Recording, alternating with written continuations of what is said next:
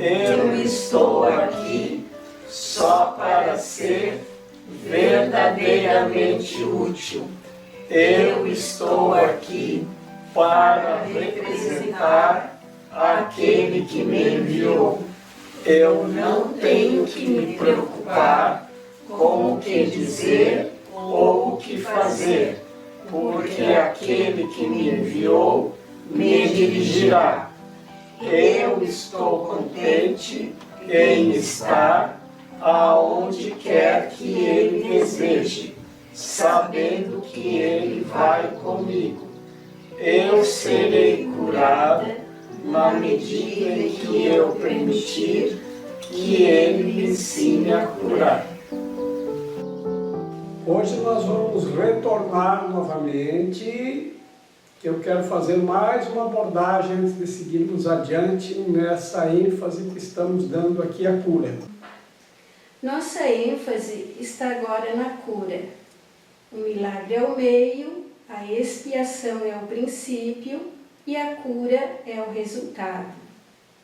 Falar de abre asas, milagre de cura, fecha asas, é combinar das ordens de realidade de maneira imprópria. A cura não é um milagre. A expiação, ou o milagre final, é um remédio e qualquer tipo de cura é um resultado. O tipo de erro ao qual é aplicado a expiação, maiúsculo, é irrelevante. Toda cura é essencialmente liberação do medo. Para empreender isso, tu não podes estar amedrontado. Não compreendes a cura devido ao teu próprio medo. Um passo importante no plano da expiação é desfazer o erro em todos os níveis. A doença ou a mentalidade que não está certa é o resultado da confusão de níveis, porque sempre acarreta a crença em que o que está fora de lugar em um nível pode afetar de maneira diversa um outro. Nós nos referimos aos milagres como meio de corrigir a confusão de níveis, pois todos os equívocos têm que ser corrigidos ao nível em que ocorrem. Só a mente é capaz de errar. O corpo pode agir de forma errada, apenas quando está respondendo a um pensamento equivocado. O corpo não pode criar, e a crença em que possa, um erro fundamental, produz todos os sintomas físicos. A enfermidade física representa uma crença na mágica.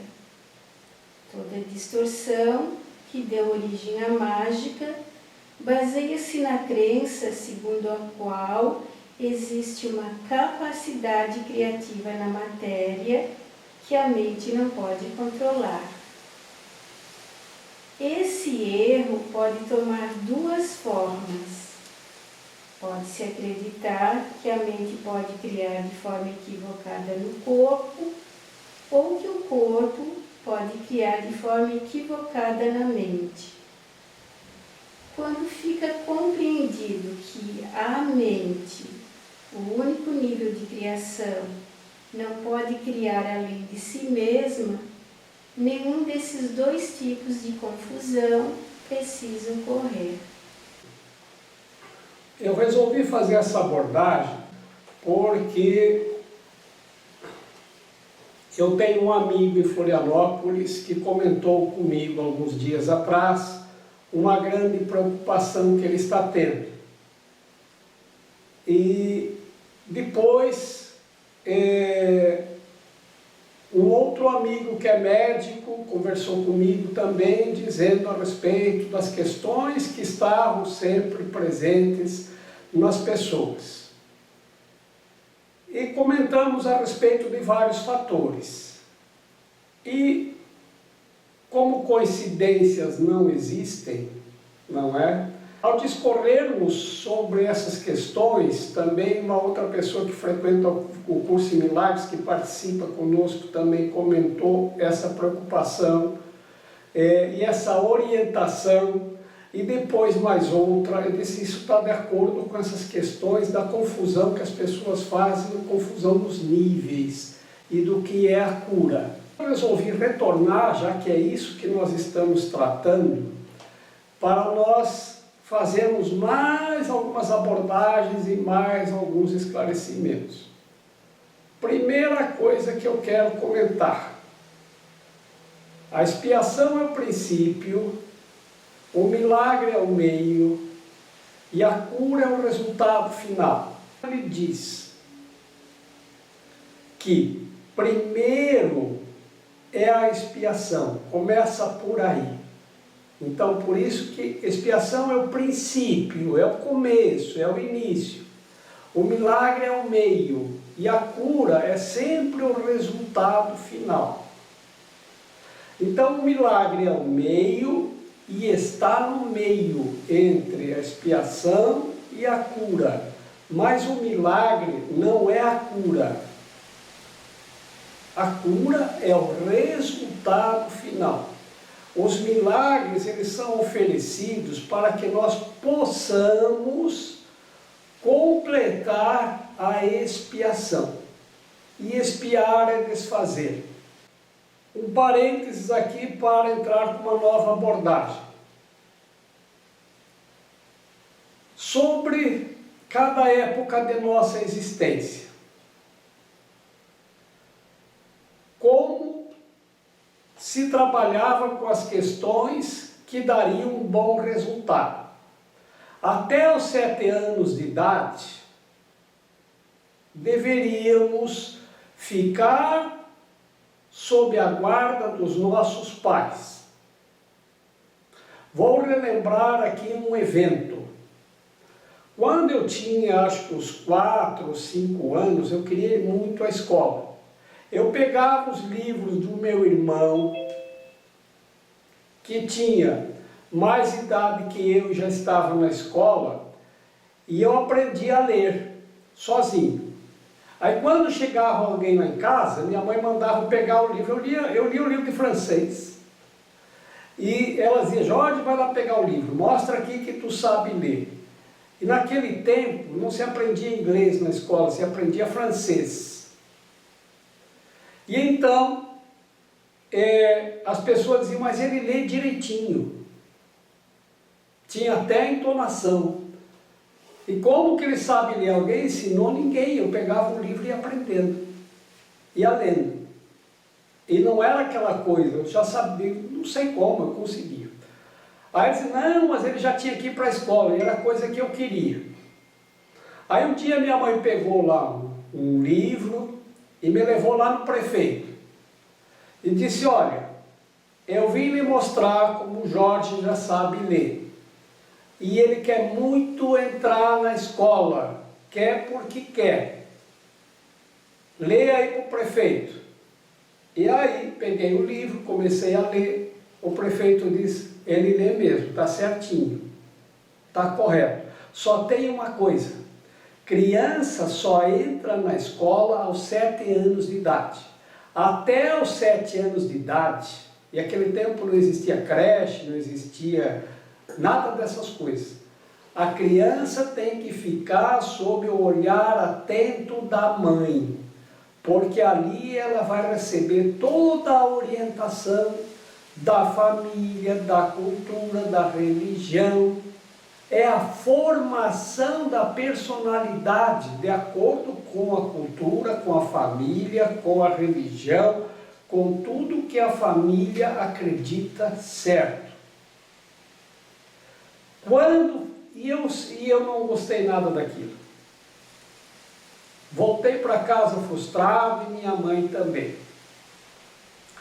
Bom, muito tempo depois, e até hoje, desde que eu compreendi que isso era o certo e que foi muito bom para mim, eu ainda tenho gratidão pelo prefeito, que me mandou para casa ao invés de me mandar para a escola. E o que se faz até os 7 anos? Brinca. Eram outros tempos, eu sei, né? A mãe normalmente não trabalhava fora, trabalhava em casa, tinha todas essas questões. As mulheres, quando casavam, não trabalhavam fora de casa. Quando muito como professoras, porque elas sabiam cuidar das crianças, elas têm esse dom da maternidade, de cuidar das crianças. Então não tinha professores masculinos nas escolas iniciais. Bom, dos 7 aos 14 anos, olha, a minha mãe dizia assim, 7 e 7 são 14, 3 vezes 7, 21. Tenho 7 namorados, mas não caso com nenhum. Era um poeminha que minha mãe sempre recitava. Mas as épocas se fazem de 7 em 7 anos. Dos 7 aos 14 anos, então, eu estava pronto para sair e encontrar pessoas com outras crenças, outras crianças com outras crenças, com outras religiões, vindas de outras culturas. Porque eu estava firme na minha. Eu não tinha dúvidas da formação da minha família, da religião, da minha formação, do que meus pais acreditavam, de como era lá em casa. O encontro com essas outras crianças, sem a presença dos meus pais, não ia me abalar. Eu estava pronto para sair. Então, foi aí que eu fui, no meu primeiro dia de escola. Eu cheguei, a escola começava às 8, acho que eu cheguei às 6 da manhã na escola. E fiquei parado lá na frente. Eu me lembro que um rapaz, eu já comentei isso aqui anteriormente, mas só para dar enredo aqui, aonde eu quero chegar, é o José da Natividade. Dali um pouco ele apareceu e disse, você vai na escola, vou até o primeiro dia, e nós fizemos amizade. Era o nosso primeiro dia de escola e nós fomos os 2 primeiros a chegar na escola, tanto que a gente queria ir para a escola. Bom, dos 7 aos 14 são os primeiros anos escolares, onde a gente aprende como viver neste mundo. O que a gente aprende? Aquilo que cabia aos professores ensinarem. Matemática, geografia, história, organização social do país, a política do país, ciências, né? Todas essas coisas que a gente tinha que aprender na escola. Os professores não educavam as crianças, a educação era competência dos pais. Se uma criança não estava bem educada, eles chamavam os pais e os responsabilizavam que eles tinham que educar a criança, porque lá não era lugar de educação, lá era lugar de estudos e aprendizados. E às vezes a gente questionava, mas para que eu vou querer saber essas equações? A gente nunca vai usar essas equações na vida. Essas leis da física, coisas que a gente nunca vai usar na vida. Usa. Se eu não aprendesse equações na escola, eu não ia conseguir equacionar nada mais na minha vida. Se eu não soubesse as leis da física, eu ia estar quebrando a cabeça na parede. De vez em quando ainda quer. Então, veja, dos 14, o terceiro ciclo, de 7 em 7, já iniciava-se a formação profissional, para você ter um trabalho. Quando terminava a formação profissional, nós também atingíamos a maioridade, que era com 21 anos. Então, os pais não eram mais responsáveis, porque até os 21 anos era a maioridade legal.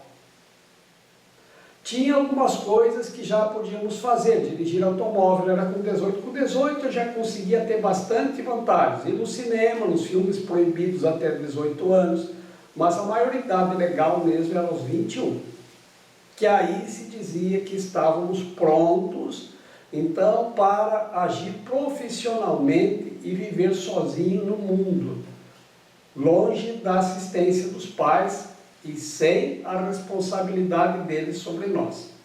Éramos responsáveis por tudo que nós fazemos daqui em diante. E aí vem o ciclo da produtividade. Eram 5 períodos de 7 anos. 5 etapas. 5 vezes 7, 35. Então, 35 anos de produtividade. Depois de 35 anos de produtividade de trabalho, poderíamos nos aposentar. Então, 35 mais 21, 45, aos 56 anos a pessoa poderia se aposentar. Naquele tempo, uma pessoa com 65, 70 anos já era muito idosa. O meu pai faleceu com 74 anos, ele era a pessoa mais idosa da região. Na época. Ninguém tinha 74 anos, só ele. Porque a expectativa da existência aqui era mais baixa que hoje. Hoje já chega aos 100, passa dos 100. Mas isso também tem uma explicação. Enfim. E quando se aposentava, o que é que a gente tem que fazer depois? Era a época que a gente dizia, agora está na hora de cuidar da alma. Tudo que é do corpo, você já cuidou. Agora dedique-se a cuidar da alma. Porque o corpo já tem mais passado que futuro. Você não. Mas o corpo já. Com 65 anos, 56 anos ainda hoje. Né? Bom,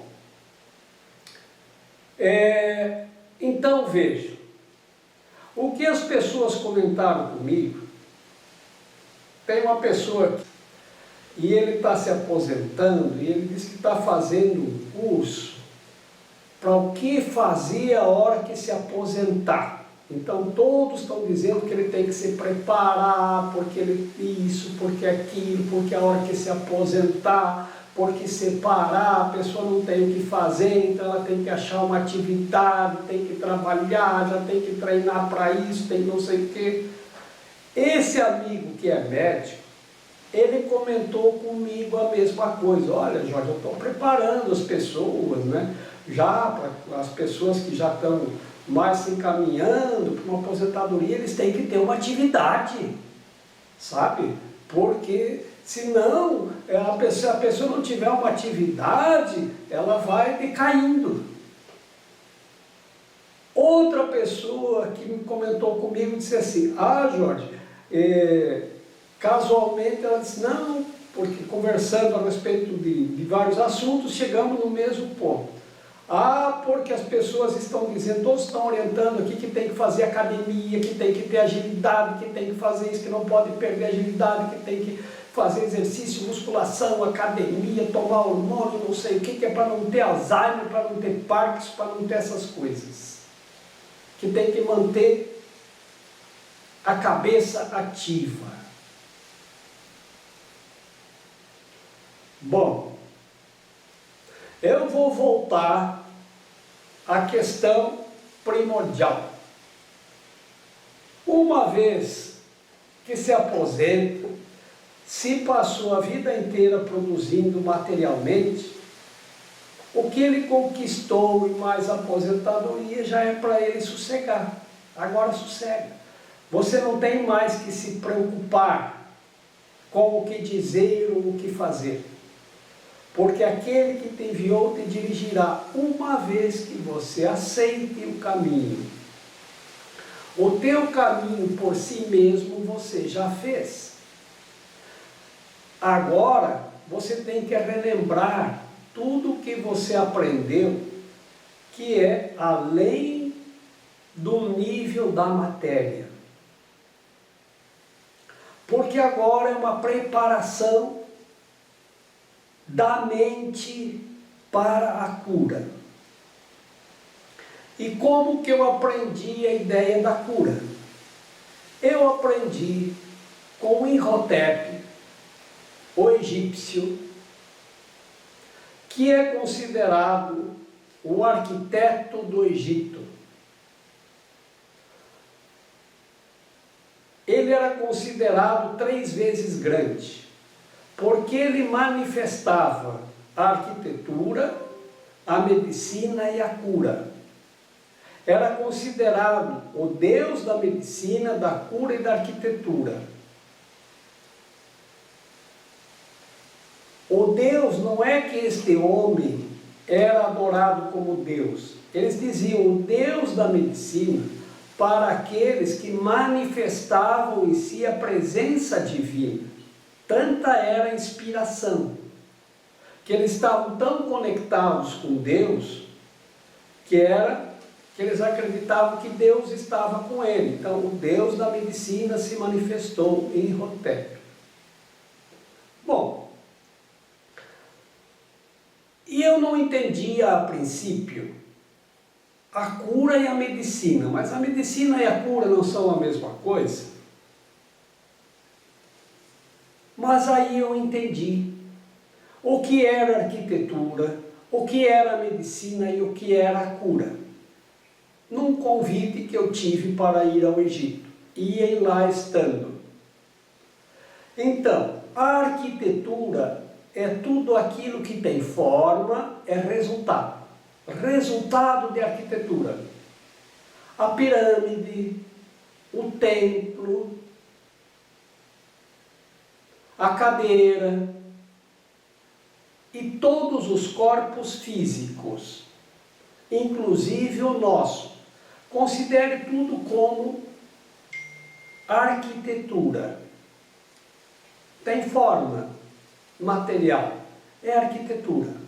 A medicina é para remediar a arquitetura, inclusive os corpos físicos.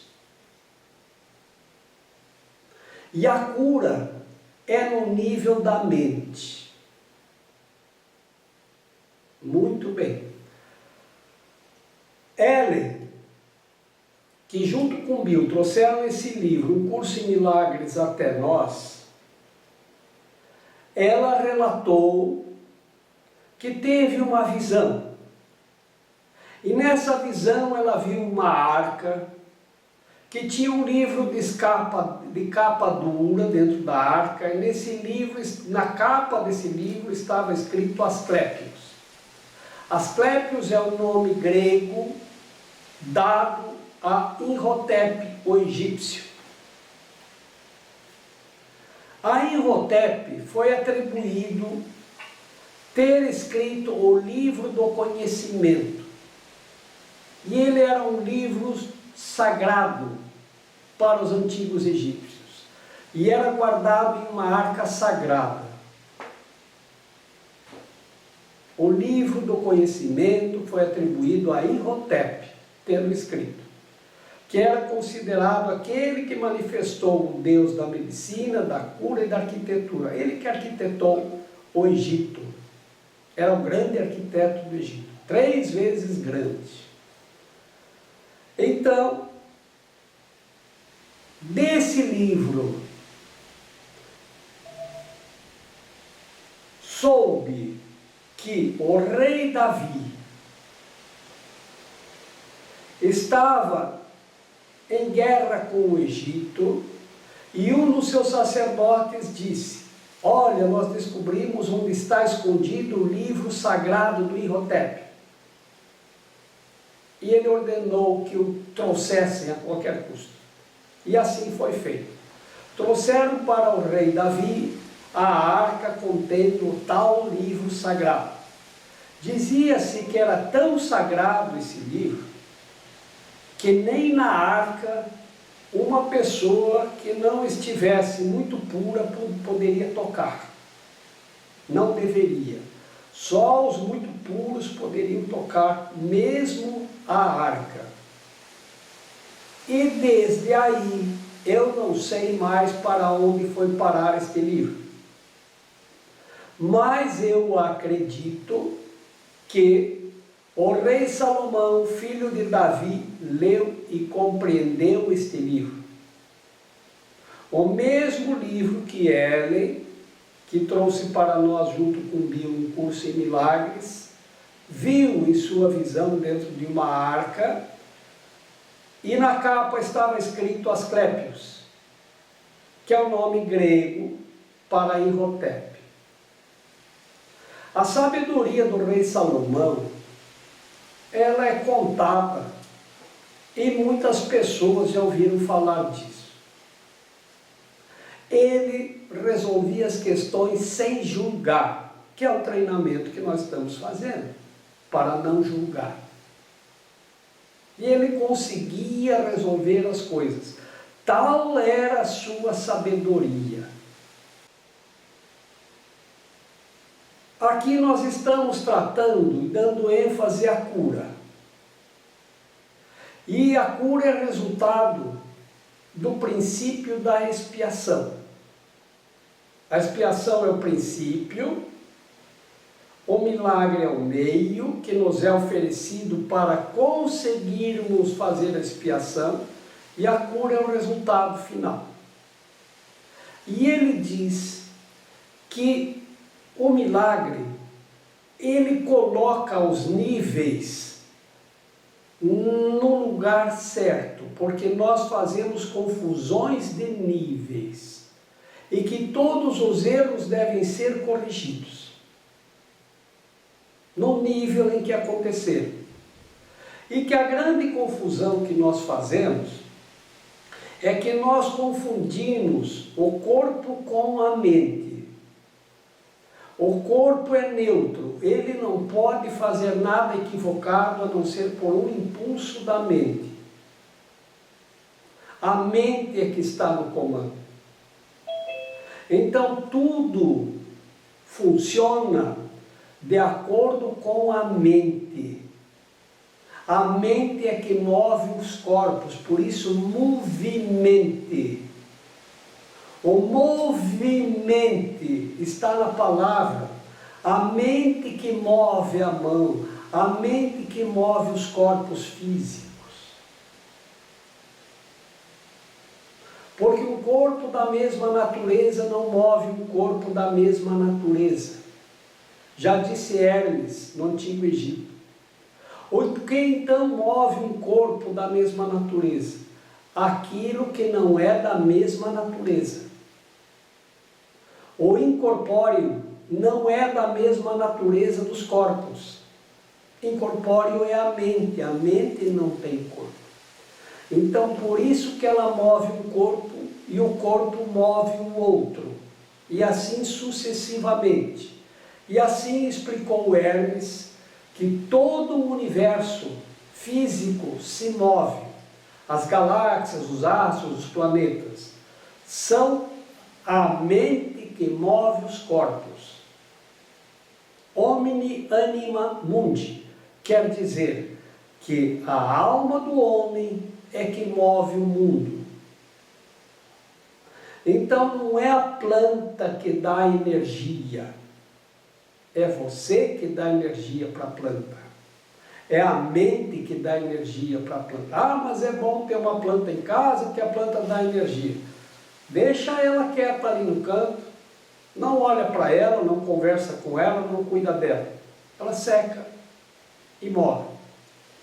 Então tudo que move os corpos é a mente. E essa é uma confusão de níveis que devemos desfazer. E aí que geram duas possíveis crenças. Que a mente pode criar de forma equivocada no corpo, ou que o corpo pode criar de forma equivocada na mente. Então o que quer dizer isso? O que é o Alzheimer? De que essas pessoas estão com preocupação. Que se parar, tem que fazer musculação, tem que fazer ginástica, tem que ter uma ocupação, tem que ter um trabalho, tem que fazer não sei o quê. Tem que continuar trabalhando. Provavelmente quem inventou isso não trabalha, mas quer que os outros trabalhem para si, sem parar. Então vejam, o serviço ele é o para que nós servimos.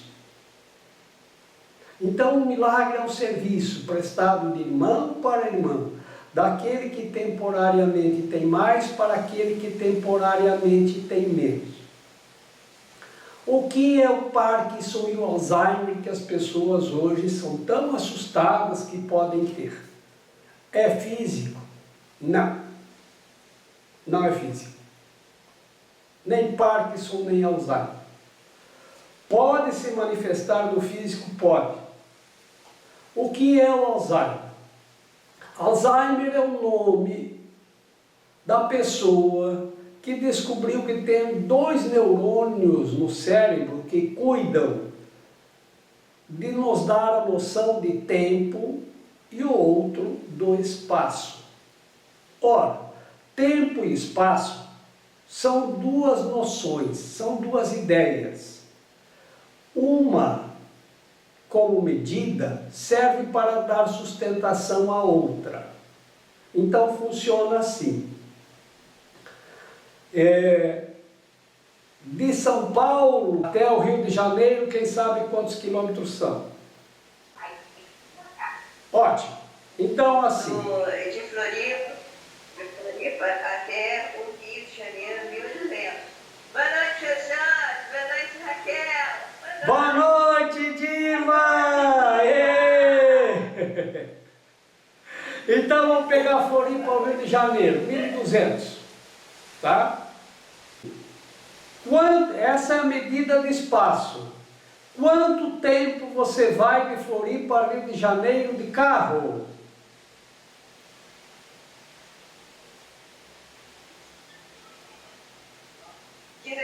horas. 16 horas. E a pé? A pé?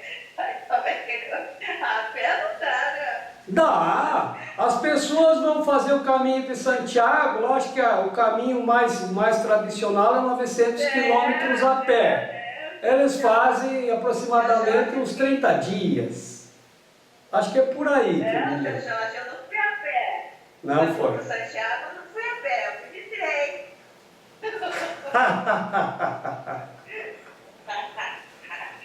Eles dizem que eles contavam aqui que tem uma pessoa que escreveu um livro sobre o caminho de Santiago, que ele foi de carro, também não foi a pé.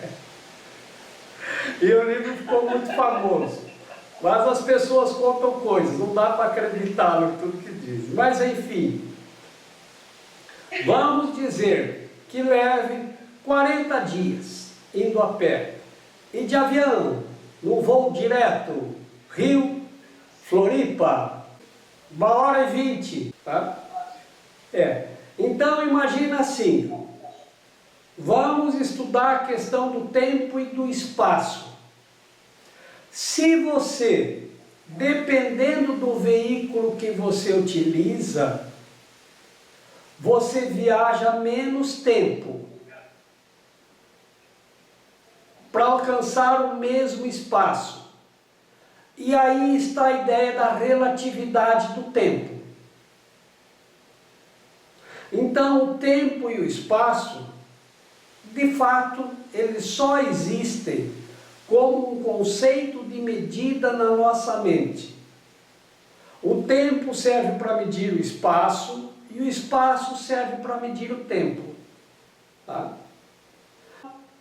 Espaço e tempo são medidas que uma serve para dar sustentação à outra. Depende do veículo que você usa. Se for de avião, no voo direto, 1h20. Se for a pé, 40 dias.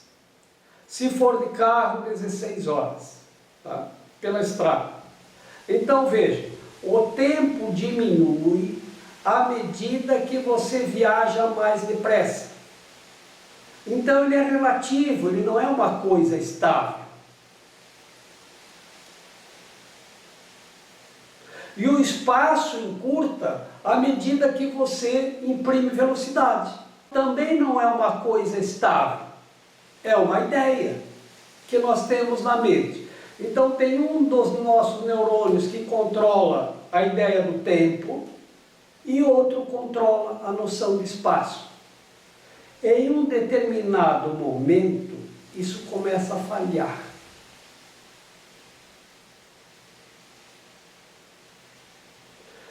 E às vezes a pessoa começa a perder o controle. Vocês já viram uma pessoa descontrolada, como ela age? Uma pessoa que está muito descontrolada, ela se treme toda. Isso é Parkinson. Quando a pessoa começa a perder o controle de suas atividades, daquilo que faz, de si mesmo e até do seu corpo, ela começa a tremer. Então ela começa. Isso é sinal da perda de controle. A pessoa está perdendo o controle sobre o seu corpo físico. Por quê? Porque eu controlava tudo. Eu controlava meu horário, o que eu queria, o que eu fazia, onde eu ia, que hora ia, agora não controlo mais nada. Agora, se eu precisar ir ali na esquina, eu tenho que pedir para alguém me ajudar. Isso me deixa descontrolado. E o Alzheimer? O Alzheimer desliga o neurônio do tempo e do espaço. Aí a pessoa fica com o seguinte comportamento. A minha mãe, ela queria ir lá na casa da minha irmã, que estava a 1000 quilômetros de distância, e dizia que era ali do outro lado da rua. É ali do outro lado da rua, me leva ali. Não é, mãe. Mas é ali. Por que tu não quer me levar? Ela está ali. É só ir ali. É só sair de casa e ali já é. Eu disse, não é. É assim. Ela não tinha mais noção do espaço. Para ela estava tudo junto. E não tinha mais noção do tempo. Para ela já estava tudo junto. E ela foi perdendo essa noção. Então, ela falava de coisas de 70 anos atrás, que ela estava com 80, 90, como se estivesse acontecendo agora. E ela esquecia coisas de agora. Então, às vezes, nós jantávamos, e aí era preparar-se para o sono, para dormir. E de repente ela dizia, está faltando chegar alguém? Eu dizia, não. Então por que a gente não janta? Mas nós acabamos de jantar. Não, eu não jantei. A gente tinha que servir a janta para ela novamente. E ela comia espantosamente, como se nunca tivesse jantado. Novamente. Que coisa interessante. E às vezes acontecia o contrário. Vem almoçar, eu já almocei. Não, você não almoçou, almocei. E não almoçava, e não almoçava. Eu já almocei, eu acabei de almoçar, por que vocês querem que eu almoce de novo? E essa coisa de tempo e espaço, para ela não tinha mais. Ela estava nas estrelas, ela estava em outra dimensão, ela falava com pessoas de outro plano, ela via no céu coisas que a gente não via, no espaço físico do céu, lá no sol, né? Então, e tinha um fenômeno interessante, ela começou a repetir coisas. Então ela ficava assim, João, João, João, João, e era dia e noite, ela não dormia. João, João, João, João, mas o que tem esse João? E ela não conseguia dizer. E não conseguia dizer. E não conseguia dizer. E ela insistia, mas o que tem esse João? Até que um dia ela conseguia baixar, ela estava em outra, né? Que ela conseguia baixar o João para onde eu estava, para o nível que eu estava, dizendo, ô João, eu peguei uma toalha, uma coisa emprestada dele e não devolvi.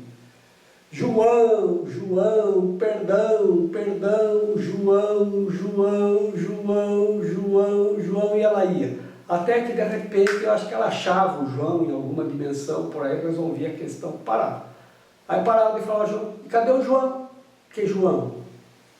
Mas o João ficou aí Meses falando do João, dia e noite, agora não sabe mais quem é o João, não. Sei do que tu está falando. Que João? Aí falava lá, Maria, Maria, Maria, Maria, a Maria, mas o que tem a Maria? Eu tinha uma flor que a Maria queria uma muda, mas depois de muito tentar baixar aquilo, e eu não quis dar para ela, porque eu queria aquela flor só para mim, porque senão daqui a pouco todo mundo ia ter a mesma flor, era uma flor muito rara. Eu devia ter dado aquela flor para ela. Aí eu comecei a conversar, mas então, pede perdão para ela. Aonde ela estiver, ela vai te ouvir. De tanto você chama ela, ela já deve estar esperando para saber o que você quer com ela. Aí você pede perdão, diz que você se arrependeu, que você devia ter dado a flor para ela, mas agora não tem mal o que fazer, para ela te perdoar. Aí ela ia, pronto. Cadê a Maria? Sei lá que Maria, não sei nem o que está falando. Mas isso foram anos trabalhando com isso. E toque, assim.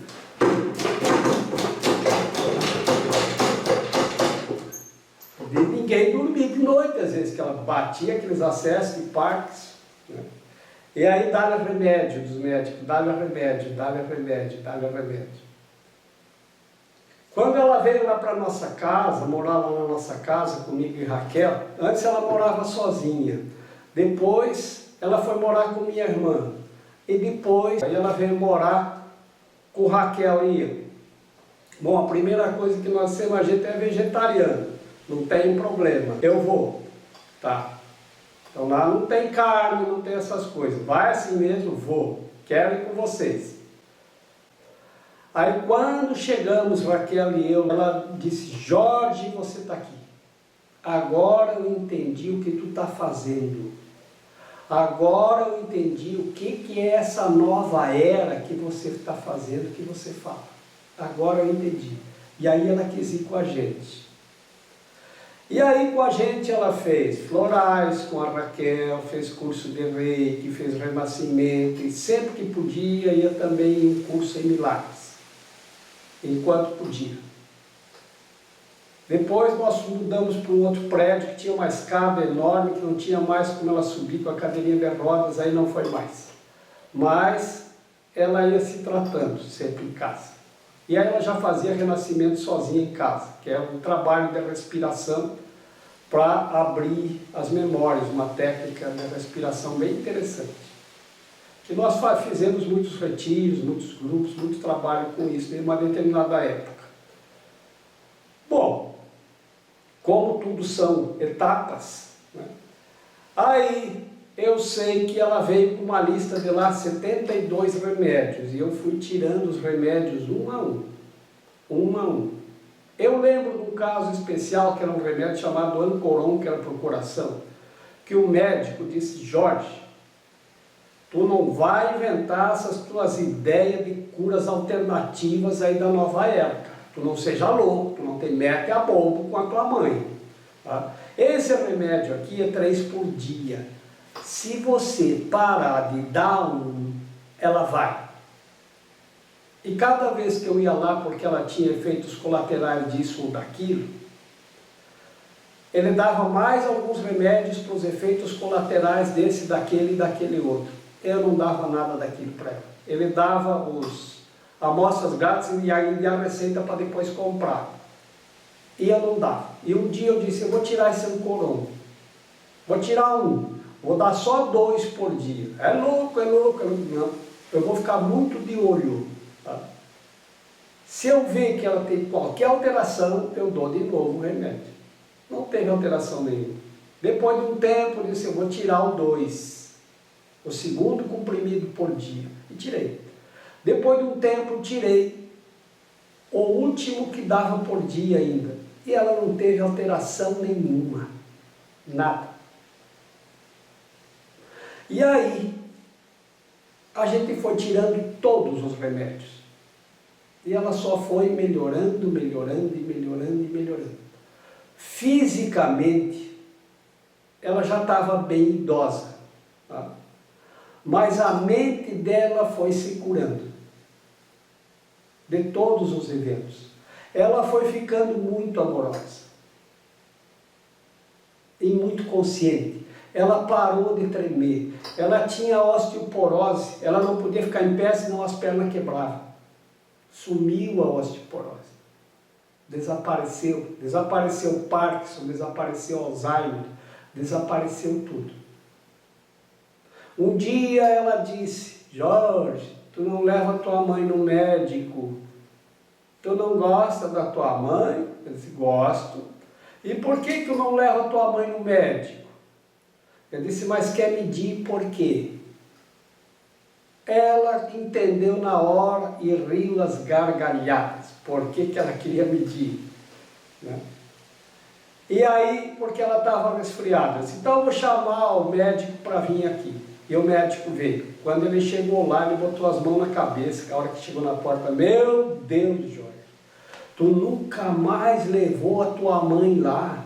Uma pessoa, no estado que ela está, tinha que estar lá, no mínimo uma vez por mês, em observação contínua. Eu achei que ela tinha morrido, porque faz quanto tempo? Faz quase 2 anos que não leva ela lá, cara. 2 ou 3 anos. Disse: pois é, ela não precisou. E ele foi entrando, ele nem olhou para ela. Foi procurando: cadê o armário dos remédios? Que remédios? Dos remédios? O armário dos remédios, que armário? Não tem armário de remédios. Não tem remédio nenhum. Mas eu te avisei, cara, que se tu parasse de dar os remédios, ela ia morrer. Olha, se ela está morta aí. Mas e o Alzheimer? Vê se ela está com Alzheimer. Ele passava a mão na frente dela: Dona Tereza, Dona Tereza. Diz: que é, doutor Jarbas? Você sabe quem eu sou? Diz: claro que sei. Por que eu não ia saber? Porque é o doutor Jarbas. E o Parkinson? Vê se ela está com Parkinson. Levanta a mão, Dona Tereza. Levantava assim, ó. Perfeito. Não tinha nada. E a osteoporose? Não tem. Manda ela levantar da cadeira e pular no chão para ver se quebra alguma coisa. Não quebrava nada. Ele disse: eu me rendo a você. O que você quer que eu faça aqui? Tem algum remédio que tu quer que eu indique para elas? Não. Então por que tu me chamou? Eu nunca vi uma coisa assim. Ele disse: é porque ela está com saudade de você. E elas: cadê o doutor Jarbas? Cadê o doutor? Cadê o doutor? Chama ele aqui. Tá bom, eu chamei. Ele disse: tu quer que eu faça o quê? Me diga o que tu quer que eu faça. Me diga o que tu quer que eu receite, que eu escreva a receita e assine embaixo. Pode dizer. Eu digo: não, não é para aceitar nada. É só para fazer uma visita. Ela está com saudade. Que nunca mais ela foi no médico, nunca mais ela precisou se internar no hospital. Né? Então era isso. E aí, um tempo depois, ela ficou ainda, que ainda tinha algumas questões para resolver. Alfredo, Augusto, Alfredo, Augusto, e aquilo e não se resolvia. O que tem Alfredo e Augusto? Ela não dizia. Até que um dia eu disse: o que é que tu tanto chama esse Alfredo e esse Augusto? Ela olhou para mim bem séria e disse: tu não sabe? É para pedir perdão. Eu disse: então essa você deixa comigo que eu vou resolver. Não sei quem é, não sei o que, mas eu vou resolver. Não precisa mais chamar Alfredo e Augusto, eu assumo. Fica em paz. E aí ela nunca mais falou no Alfredo e Augusto. Eu falei. Eu ia lá para a nossa sala de meditação, lá e ficava: Alfredo, Augusto, sou o Jorge, o filho da Tereza. Ela quer trazer o perdão para vocês. Ela quer pedir perdão, ela quer oferecer o perdão. Alfredo, Augusto e Alfredo. Eu que ficava lá agora no lugar dela. Até que não precisei mais ficar. Se resolveu. Então, assim, o que é o Alzheimer e o Parkinson? é mente. Tem cura no corpo? Não tem. Então você vai no médico e ele diz, olha, isso não tem cura. Mas dão remédios para prolongar a estabilidade. Não adianta. Eu tinha uma amiga, de muitas posses, não, Jorge, agora tem remédios, são caríssimos, mas ela tinha condições e eles mantêm a pessoa estável, não fica com Alzheimer, não fica com Parkinson, ficou igual. Entupiu de remédio e ficou. Bom, o que eu digo para as pessoas? O Alzheimer, ele acontece não como um mal. Ele acontece como um bem. Porque para tudo, para o tempo e para o espaço, olha para dentro de si, espia e vai resolver todas as questões da tua existência que ficaram pendentes, para desfazer tudo, para perdoar e pedir perdão. E se vocês viram aquele vídeo que a Tereza encontrou lá, gentilmente mandou lá da palestra sobre o perdão, naquele encontro de Ashras, vocês já entendem que nada morre, ninguém morre. E que a expiação funciona o tempo todo em todas as dimensões do tempo. E que a cura é o resultado final. E a cura é na mente, por isso que a medicina não consegue remediar, porque a medicina só tem remédio para os corpos físicos, para a arquitetura, não tem para a mente. Então eles dopam a pessoa. O que acontece quando você dopa uma pessoa que entra nesse estado? Bloqueia a possibilidade dela fazer a expiação. O que acontece com as pessoas que têm que cuidar de uma pessoa que entra nesse estado? Vão quase à loucura, porque é muito extenuante, é muito estressante. Às vezes é dia e noite, a pessoa repetindo a mesma coisa como um disco quebrado. A mesma coisa, a mesma coisa, a mesma coisa, a mesma coisa. Se dopar, ela fica quietinha, sentadinha lá. Só que nós tiramos dela a oportunidade da cura. E o remédio, como se diz, é para a arquitetura.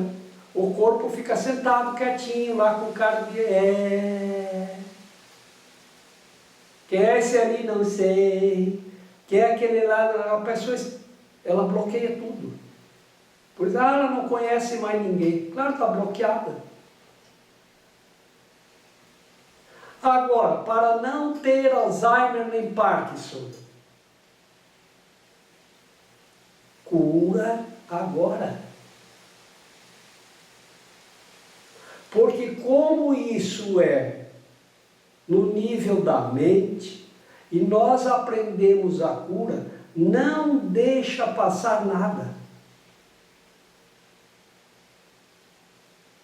O perdão é a chave da felicidade. Tudo que se fez até agora não deu certo para sermos felizes. Pode ter juntado dinheiro, mas está feliz. Pode ter bens materiais, mas está feliz. O corpo pode estar até saudável agora ainda, mas você está feliz? Não. Então, não deu certo. Vamos experimentar a cura. A cura é na mente. E se nós não curarmos a mente, isso vai manifestar no físico. E agora vejam o erro. Como que eu vou curar com remédios? Remédios remediam. A expiação tem como resultado a cura. Remédio não. Remédios servem para a arquitetura dos corpos físicos. A expiação serve para a mente, que tem como resultado a cura. Quando você aceita a expiação para si, os milagres acontecem para possibilitar a expiação. Quando você aceita e tem a firme intenção da expiação, todo o universo co-inspira a teu favor. Atenção na palavra. Não é conspiração, que é contra alguém ou alguma coisa, ou a ti mesmo. É co-inspira. Inspirar é estar conectado ao Espírito. E co é junto, em cooperação com todo o universo, para que você possa ter a oportunidade da cura, de curar na sua mente aquilo que está lá. É assim que funciona a cura. E agora nós entendemos o que é a cura. Então, quando eu me aposentar, eu não tenho que me preocupar com fazer nada, fazer não é o corpo. É a mente que tem que estar curada. Encher o corpo de atividade serve para você não parar, para pensar em si e para fazer a expiação. Aí eu vou encher meu dia de atividade. De manhã eu vou correr de tarde para fazer isso, vou para a academia, vou fazer um trabalho voluntário, agora arrumei um trabalho aqui de fazer não sei o que, depois vou fazer não sei o que, depois vou fazer não sei o que mais. Você está procrastinando para não olhar para dentro de si mesmo. Isso é para não parar, para não olhar para dentro de si mesmo, para não curar. Se não quer curar, quem não quer curar vai procurar alguma coisa para fazer, para estar cheio de atividade, porque enquanto estiver com a mente ativa, daí eu estou bem. Não está bem.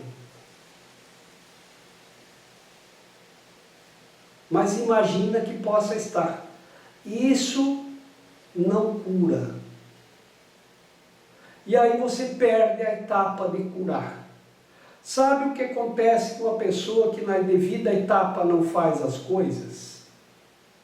Essa etapa, vejam as etapas da vida que comentamos no início. Os primeiros 7 anos, eu tive a felicidade de estar sob o olhar atento dos meus pais. Porque minha mãe era costureira, meu pai era alfaiate. Eles trabalhavam em casa. E eu estava ali, sempre com eles. Então eles sempre estavam cuidando de mim, para que nada acontecesse de errado, para que eu não tivesse nenhuma influência equivocada de uma pessoa, nenhuma influência, nenhuma dúvida a respeito do que era certo e do que era errado. E brinquei, subi em árvore, caí de árvore, e brincava no chão, rolava na lama quando chovia, e tomava banho de chuva, e comia terra. Às vezes chegava em casa para tomar banho, estava com terra na boca, no nariz, nas orelhas, tinha terra por tudo que é lado. Quando chovia, me rolava na lama, porque chovia, rolava a lama, que era uma terra vermelha. Eita, vida saudável, coisa boa, subia nas árvores, corria, brincava. Então, a gente diz, puxa, eu era feliz e não sabia. Eu acho que eu sabia que eu era feliz. O pior é você dizer, eu era infeliz e não sabia. Achava que isso era alegria. Um dia tu pode dizer isso. E isso é que eu não quero que se diga. Eu era infeliz e não sabia. Achava que era alegria. E não era. Eu estava botando capa por cima das minhas tristezas, dos meus sofrimentos. A lição de hoje, eu não quero mais sofrimento. Eu não quero mais dor. Eu só quero a alegria de Deus. Quem tem o nosso mantra, manda lá de novo, faz favor para o grupo.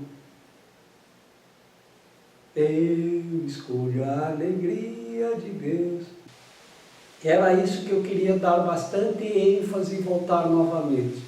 Vejam que o remédio não vai curar a mente. Isso é uma crença equivocada. Não tem nada físico para curar a mente. Isso é a crença na magia. Que tem uma coisa mágica que vai curar a tua mente. Não tem mágica. É expiação. Que tem como resultado a cura. E o meio para alcançar nos é dado, aqui chamamos milagres. Não tem mágica nisso. Os remédios são considerados uma mágica porque podem remediar o corpo. Na maioria das vezes cortam os sintomas, mas não curam. Quando você vê, a doença que estava desse lado foi para o outro lado, foi para o lateral.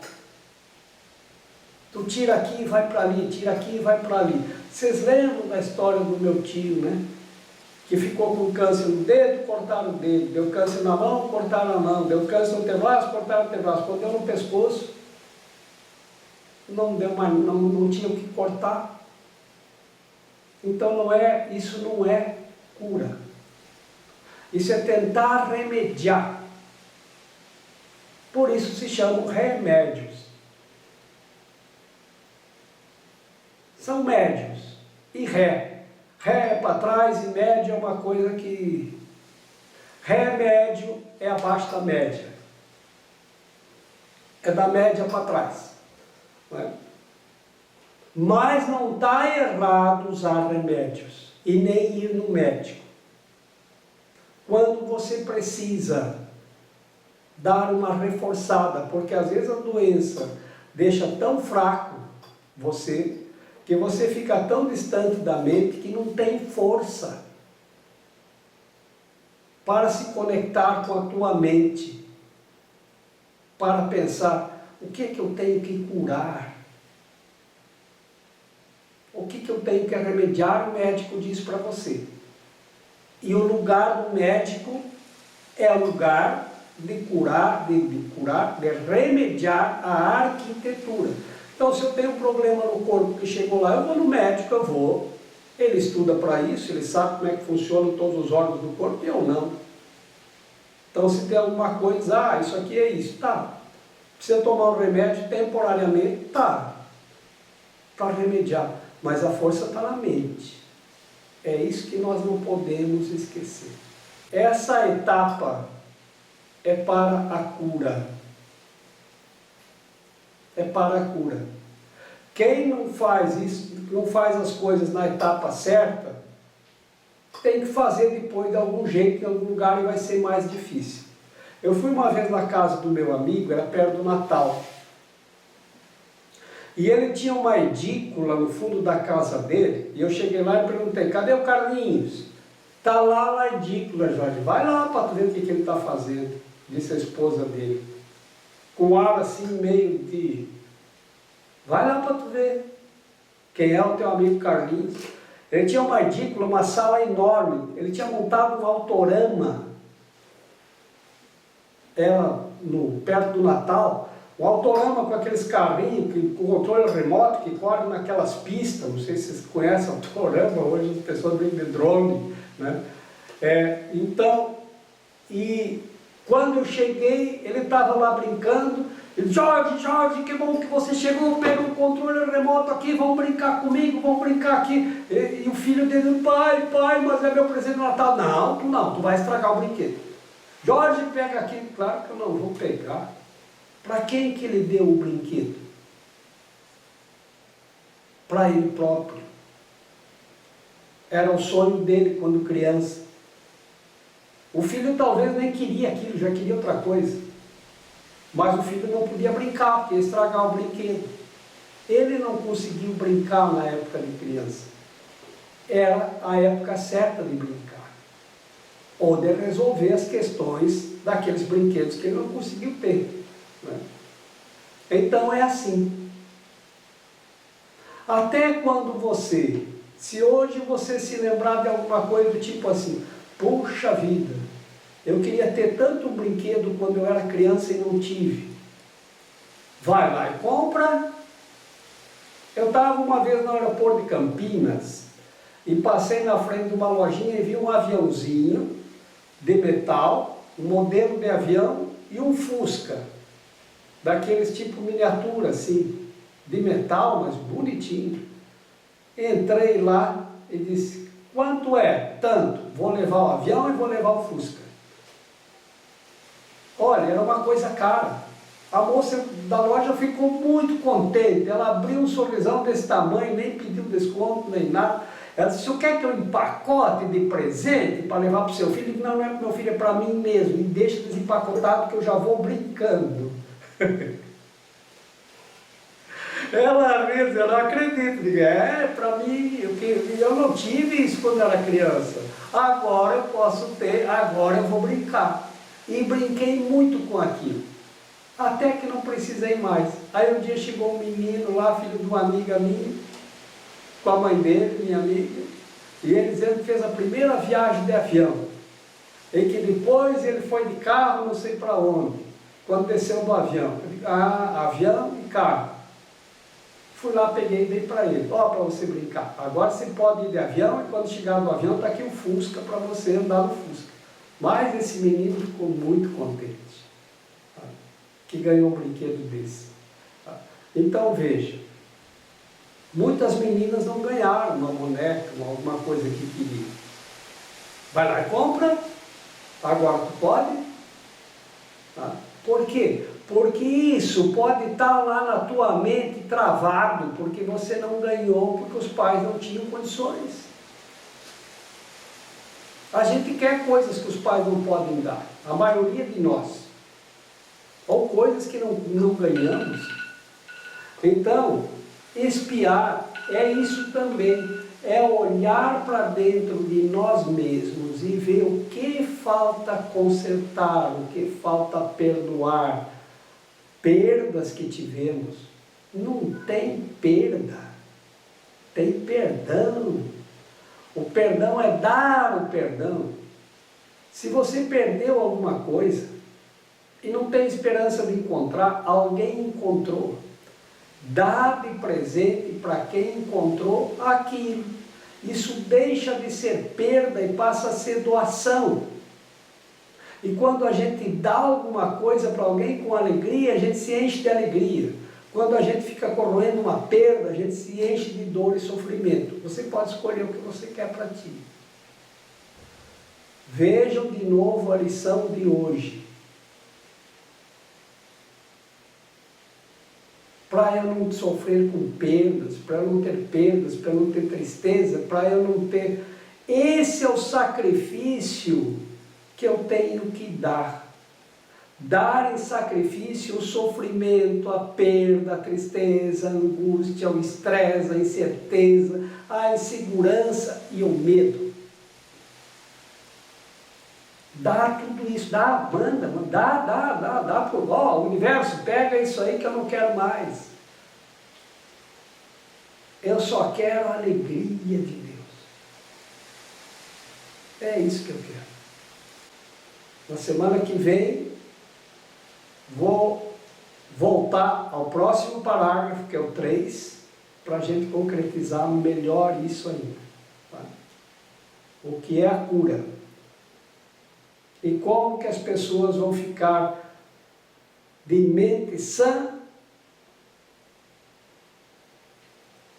sempre e para sempre, se curarem a sua mente de todos os erros, de todos os equívocos, no nível em que aconteceram. Tá? Tudo acontece no nível da mente. Mas se você errou no nível material, lembra, tem que corrigir lá no nível material. Por quê? Porque senão fica registrado na mente um erro que você não corrigiu. Se for no nível emocional, sentimental, tem que corrigir no nível onde aconteceu. O erro, só a mente pode fazer isso. O corpo é neutro, ele não faz. Ah, mas então se eu fizer só no nível da mente, não preciso fazer no físico? Se você conseguir curar a tua mente e não precisar desfazer nada no físico, está perfeito. Mas você tem que ter certeza de que assim aconteceu. Estendo a todos as bênçãos do céu, para que possamos compartilhar o amor e a alegria do reino, na unidade do Pai, do Filho e do Espírito Santo. Eu estou aqui só para ser verdadeiramente útil. Eu estou aqui para representar aquele que me enviou. Eu não tenho que me preocupar com o que dizer ou o que fazer, porque aquele que me enviou me dirigirá. Eu estou contente em estar aonde quer que Ele deseje, sabendo que Ele vai comigo. Eu serei curada na medida em que eu permitir que Ele me ensine a curar.